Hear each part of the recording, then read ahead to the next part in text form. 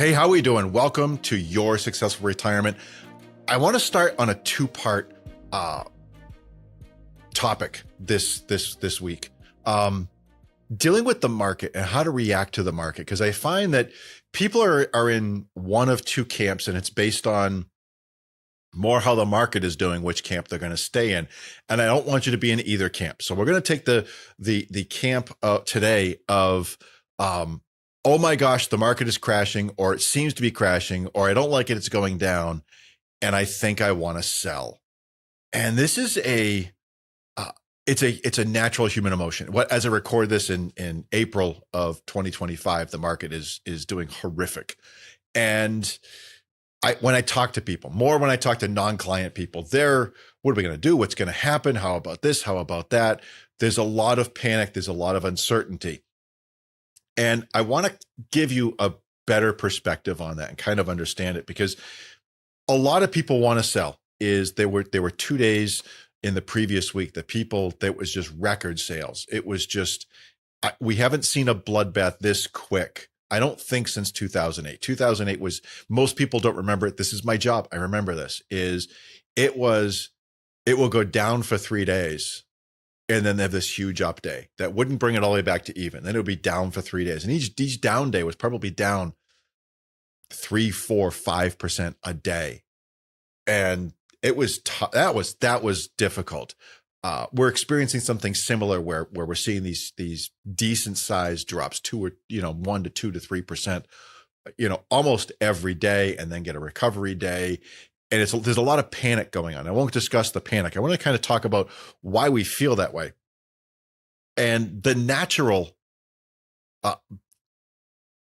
what you want to do, trying to think of the word I want, the natural instinct is, if things are going down, you want to sell. And that's one of those reptilian brain, built-in caveman type stuff. If you think about it, a lot of our instincts can relate back to being a hunter-gatherer. So if you walk into an area and you don't feel safe, now in 2025, I don't feel safe because I watched too many scary movies as a kid or whatever, it's probably unfounded. But as a hunter-gatherer, you walk into an area and there's just something wrong. Do you ever look at a picture? I tend to do these find the hidden thing pictures. I can't tell you where it is. I can tell you where on the picture it is. I can't tell you what it is. Sometimes it takes me a while to actually see the sea, but I can point to the spot in the picture where it's going to happen. And that's part of that unconscious, it's the limbic brain, I think it is, that just runs all of that stuff without you understanding it. That's very helpful as a hunter-gatherer. You step into a new area and something in your brain says, this is bad. You should leave right now. And you walk away. And you don't know if there was a problem or not, but your brain saw something that it said the pattern is wrong and we shouldn't be here. That same part of our brain acts today. Like I said, you walk in someplace and your brain says, uh-oh, this is bad because it's dark in that corner and that's bad. And it could be from a scary movie we're creating a false positive. The same thing happens with the stock market or a lot of emotional decisions. There's an entire department within certain colleges and universities dedicated to something called behavioral economics. It's a psychology department dealing with how people make decisions and how people poorly make decisions based on these quick decisions that they make. And I find it fascinating, but I want to talk about a story. And this is a true story. I've changed a little bit of the details, just to kind of hide this person's identity and to not get into particulars. But this is something that I experienced that I still find fascinating 30, almost 40 years later. It was the year I graduated high school, 1987. Everybody else remembers 1987 because the market crashed. I graduated high school, so that's why I remember. And it was that summer, and I was at my uncle's 4th of July party. My Uncle Steve is he's a funny guy. He's very boisterous. He's very, he'll make jokes at your expense, and then you make jokes back at his expense, and he gives this look. And I always loved it as a kid, still do today. giving him grief, and he gives it right back, and I love it. But he's a little loud, and there was this gentleman. We'll call him Bill. That was there. And again, I knew what I wanted to do with my life when I was probably a junior in high school. So I know where I'm going. I'm going to college to be a financial advisor. This is what I want to do with my life. And Bill is talking to Steve about his 401k. And he's like, Steve, you really should get out of the market. I've been looking at the numbers, and I think either September 1st or this point at the Dow, I'm out. That's too high. It's overvalued. It's time to get out. And I'm finding this fascinating. I understand very little of it at the time, but I'm absorbing it as much as I can. Fast forward, I'm at a Christmas party that Christmas, 1987. And Bill happens to be there. And again, Steve's one of those needlers.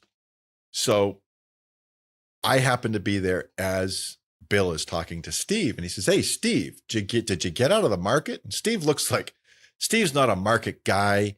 He works at, a computer department I think at that point he was working for Wheaton College, maybe someplace else before that. I forget. But anyways, he's like, "Bill, I don't have time." "Oh yeah, I got out. September 1st. The market hit my target right when September 1st hit. I got out. I avoided a 25% downturn." And he doesn't let up.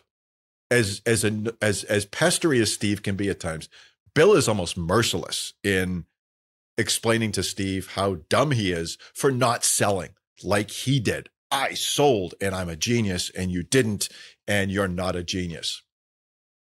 And I like pack all that away of, man, I want to be at that sometime, be at that place where I know when to sell and what to do and all of that. And then I go to college and I realize, yeah, it's kind of random. Trying to time the market, and we'll talk about this in a minute, is really hard. Fast forward 10 years, it's 1997. And I get a phone call from Bill out of the blue. He's like, "Hey, I heard you were doing this professionally." I said, "Yeah, what's going on?" He's like, "I'm thinking of retiring, and I was wondering if I could hire you to kind of look over my stuff and figure things out." So I go see Bill at his house, because he didn't live at the time very far away from me. Sitting down at his kitchen table, he has everything in a binder. This is a riot. He is like Mr. Organized. He has all his financial documents 3-ring bound. If it doesn't come, the statements against 1997, where everything's on paper, if it doesn't come 3-ring bound, with the 3 holes drilled in it from the investment firm or the bank, he makes sure that he goes click, click and puts them. And so he has it all organized by year. He hands me the binder for this year. It's got tabs. Each tab has the statements, and I'm flipping through. And my hand goes slower as I'm flipping through. I'm looking at his 401k. I'm looking at his investment account. I'm looking at his IRAs, his wife's IRAs, his wife's 401k. I said, "Bill, you sold in 1987. It's like, yeah. And all of a sudden he gets this sheepish look on his face. I said, "You never bought back in, did you?" He said, "No, I didn't. No, I didn't know what to do. The market went down and I was a super genius, but I thought it might go down further. So I waited, and then it didn't. And then it started coming back a little bit. I didn't want to buy then because I thought it might go down more again. I was worried at what might go down. Things were still rocky. And then it got back to even. I didn't want to buy back in at even because then it looked stupid. All I did was sidestep a move that didn't make or lose me any money. Everybody else was in the same boat. So I didn't buy. And then it went up by 10%. And now what am I going to do? I'm going to buy back at a higher price. Now I look like a complete moron. And I didn't want to. And he kept doing this over and over and over again. It was a series of, I can't invest now because it's not at the right price. I've got to buy back at a lower price, but I don't want to buy at the lower price because things are rocky when it's lower. And I looked at it and I said, you sidestepped a 25% loss. I said, I remember sitting there watching you berate Steve, and he kind of gets a smirk on his face. He said, but The stock market has tripled in the last 10 years, and you missed a 3 times gain on the upside to miss a 25% loss. And he just slumped in his chair. And that is my worst story of somebody selling when they shouldn't, because they ignored their long-term goals for short-term fear. The reality is that when we're making those emotional decisions, or bad emotional decisions in this case, I think, is our belief is, I'm going to sell now. And I've heard this from clients in the past. I'd like to sell today and buy back sometime tomorrow when things are better. And I hear that over and over and over again. And just like Bill, people think things being better means the market is down, but everything's calm. That's not how the market works. That would be great if you were the only player in the market, but the market's full of players, and somebody is going to feel more comfortable than you do much faster than you do. And invariably, and I've watched this, 2008 was the worst, is I had probably a half dozen clients that sold in 2008, and they really, and I don't blame them in terms of if they can't sleep at night. And I understand if you can't sleep at night, that's a different story than just pure investment decisions. But they were behind the 8 ball the rest of their retirement because of that, because they took those losses. And it wasn't so much they took the losses, it's that when they purchased back in, the market was further along than when they sold. They guaranteed themselves a loss. And that's the real key is we've got to be careful of our reptilian brain says, look, back out, don't go into this part of the forest, and let's circle around, and it's a zero-sum game. And when we deal with the stock market, it's not a zero-sum game. Is if we back out, now we've got to find a place to get back in. And the place that get back in, the best place, is a place that looks more dangerous than the one we just left. Going back into the nice savanna that we can see hundreds of yards in advance, the market's already back up. And we've got to be careful of that. Is making that mistake can be absolutely financially devastating to you if you're not careful. What I do hear is people say, and I want to caution you again, think about this, and it's going to be hard for you to remember this. I'm hoping you do with these stories. The next time the market's down, I'm going to tell you one other story is, let me preface it with this. What I do hear when people say, I'm going to put it back in, is they'll also say, and this is a conflicting thought, but it's an emotional decision that they're trying to make. The conflicting thought is, it's going to go down. I think I might go broke. That's going to go down all the way to zero. So again, that's the very typical reptilian brain. This is the trend. It's going to, it's a straight line. The graph is going down. That's how it's going to work. I'm 11, 12 years old. I'm at Dr. Schreiber's office for whatever, sitting there. I was a weird 11, 12-year-old. I read voraciously then. I still read voraciously now. I am always like accumulating facts and information. People are sometimes surprised that they'll be talking about a topic and I can step in. What they don't know is I'm going to step in. I'm going to give you everything I know on this thing. I know a limited amount with enough confidence that makes it look like I'm an expert in that area. I'm not always. But yeah, I can hold my own in a lot of topics because I amass all of this stuff. Is amassing facts and information is just something I love to do. And human nature is a great thing to study, and I love studying it. But anyways, I'm 11, 12 years old. I'm sitting in Dr. Schreiber's office waiting for my appointment for whatever. And there's a copy of, I think it's Popular Science. It was not a kid's magazine. It was an adult magazine. And it was a science magazine. So I'm flipping through, and I'm a very organized reader at that point. I'm definitely not today. I read based on where I want to be as opposed to, front to back. But in the front, remember magazines? Remember magazines? Do you remember magazines? Magazines used to have, like in the front, especially science-based ones, there'd be, or even like Time and Newsweek, there'd be blurb articles in the front, like a quarter page or like a half a column is all they would be. So I'm reading through those because they're interesting, and I don't know when I'm going to get called, so I may not be able to finish a long article. So I'm reading those first just to be sure. And at the time, there was this massive locust plague in Africa. I know it sounds biblical, doesn't it? And talking about it today, nobody remembers it. I remember it. I don't know why. I remember watching it on TV thinking, man, this is biblical. I didn't know locusts still exist. I did not know that. And watching these African farmers just taking these huge tree branches full of leaves and branches that spread out and just beating the ground trying to kill the locust, and it decimates their farmland. So I'm reading a couple months later, Popular Science magazine, I believe, and this blurb article about there's been an explosion of insects in the world.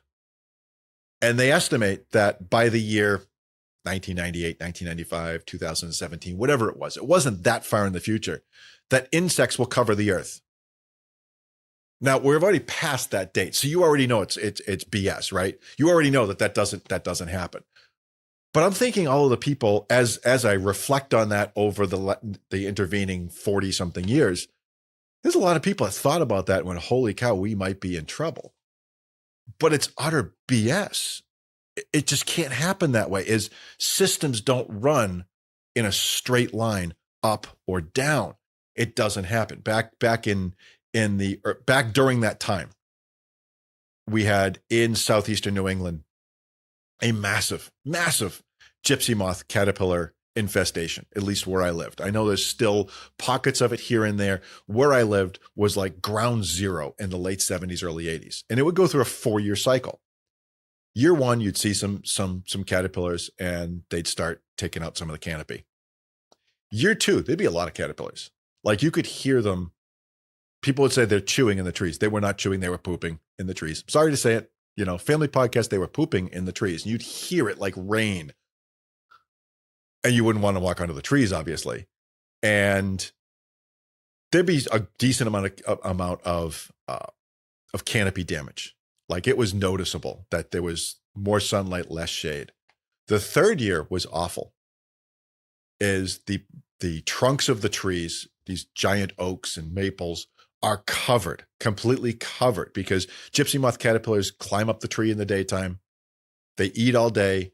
They go down on a thread at night, and the threads are gross too. And they sit in the grass, and then the next day they go back to the tree and go back up, and that's all they do until they mature, that they turn into a caterpillar. Then they go off and mate and make new caterpillars. So third year is awful. I mean, you're talking well north of 50% deforestation of the leaves. It is amazing. Oh my gosh, you get through that. The next spring, it's going to be even worse. Think about how many more caterpillars there are. And about the end of June, 1st of July, the entire place is littered with half caterpillars, because the back half of the caterpillar has just shriveled away, because disease has absolutely wiped these things out. They got big enough population that disease absolutely just kills them. And that's it for a couple of years. And they would just disappear, and they'd reappear a few years later and come back again. In my area in general, I haven't seen them in a long, long time, knock on wood. Very happy about that.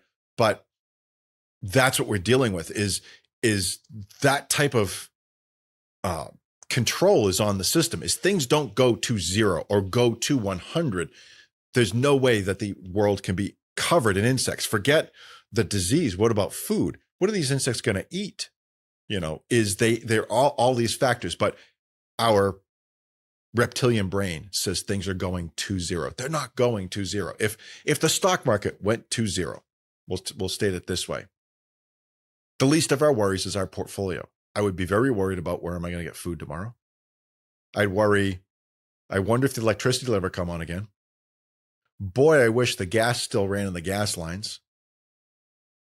Those are the type of concerns we have if it's going to 0. Is we have a vested interest as a society to keep the economy as a going concern, because we all rely on it, and we will adapt to that. So likelihood of it going to 0 is very low.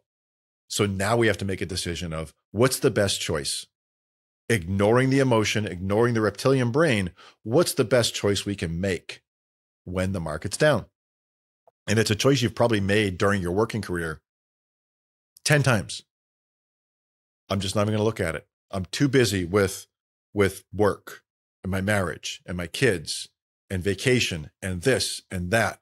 The younger people tend to focus on this less because there's other things going on. The older we get, the closer to retirement we get, the more we start worrying about this. When we're in retirement, we're definitely thinking about this because now we have a fixed amount of money. But the best strategy was a strategy we picked back when we were younger, is to just ignore it, to let the market do what it's going to do and let it recover, because historically that has always worked out. Now, I'll kind of wrap this up on my little secret. This is my little secret, and it's not a secret, but this is my little secret. There's potentially a better way than just staying and holding. And think of if you were at the grocery store, and let's say avocados were $1 a piece. I don't know what avocados cost. I eat them. My wife buys them. I don't buy them because I buy the wrong ones. I do a lot of shopping, but I don't touch the avocados. She's like the avocado expert. So I don't know what avocados cost. Let's say they cost $1. And you buy one a week. And one day you come in, and because of tariffs or blight or weather problems in Mexico or whatever, avocados are now $2 a piece. You might not buy an avocado every week anymore, will you? Wow, that got expensive real fast. Let's say you go in one day, and because new fields came online and shipping costs went down and all of that, avocados are no longer $1. They're 75 cents. Oh, wait a second. Not only am I going to save that quarter, I may actually buy 2 avocados, maybe every other week, and enjoy another avocado. Because when things are at a discount, it benefits us for buying more, right? I'd like you to think of the stock market the same way. If the market is down by 20 or 25%, depending on your situation, that might be a good time for you to buy. We have done this, and I'm not saying that this is the best thing for everybody at all times, but it is something we have done consistently. Not trying to find the bottom of the market. That's impossible. That's as bad as trying to find the top of a market. But as we see market losses, we look and we may buy more of something to allow us to buy more shares at a lower price. And when it recovers, our portfolios will recover more quickly because of that, because we now have more shares at a lower price. So that's my tip is, if you're most people, holding is probably a good idea. If you want to try to get ahead, one strategy you can use that has worked very effectively for us, I'm not guaranteeing it, but it worked very, very effectively for us, is to buy more when things are down. You do the exact opposite. Is if most people are doing the wrong thing consistently, doing the opposite of what most people do is probably a great idea. I was looking at something just to wrap up today. It was in my email box today. It was an email from Charles Schwab, and we clear all our client accounts through Charles Schwab. And they said the previous 2 bad days last week were their number 1 and number 2 busiest days ever at Schwab Institutional, which deals with advisors like me. I would like to think that people in my industry are smarter than the average bear. I'd like to think that. It's not true. I have a very harsh saying. I don't mean it to be harsh, but it illustrates the point. When people talk about the us's and the thems, especially when it comes to politics, my party is brilliant, their party is stupid. And they don't say those exact words, but that's what they're implying. I just give them a very simple math-based observation. Stupidity is meanly distributed. We'd like to think that the people we politically agree with are smarter than the other side. We're not. We're all the same. We'd like to think the people we elect to Congress are smarter than us. They're not. We'd like to think the people that we hire to educate our children are the best and the brightest. They're not. They're a microcosm of the rest of us. So when I look at that, it breaks my heart that the majority of people in my industry in 2 down days were likely selling. And I look and I say, you're doing the exact same thing that that people are doing that's causing them harm in the first place. You're going to sell at a low price, and you're going to buy back eventually at a higher price, all to make yourself feel better. Feeling better is important. It really is. Having more money in your pocket is important as well. So that's what I have for you today. Thank you for your time. I will talk to you in a couple of weeks. Stay safe out there. Thank you for listening to our podcast. Remember, the views expressed are not necessarily those of Successful Money Strategies. All content is for educational purposes only and should not be construed as an endorsement of any third party or their views, or as a solicitation or offer to sell securities or provide investment, tax, legal, or consulting services. We believe the information presented to be reliable, but it is not guaranteed for accuracy or completeness. Investing involves risk, including the potential loss of principal. Hypothetical returns do not reflect actual trading and may not be indicative of the performance of any specific investment. Always consult with a qualified financial advisor before making any investment decisions. Past performance is not a guarantee of future results. Additional information, including management fees and expenses, is provided on our Form ADV Part 2, available upon request, or at the SEC's Investment Advisor Public Disclosure website, https://advisorinfo.sec.gov.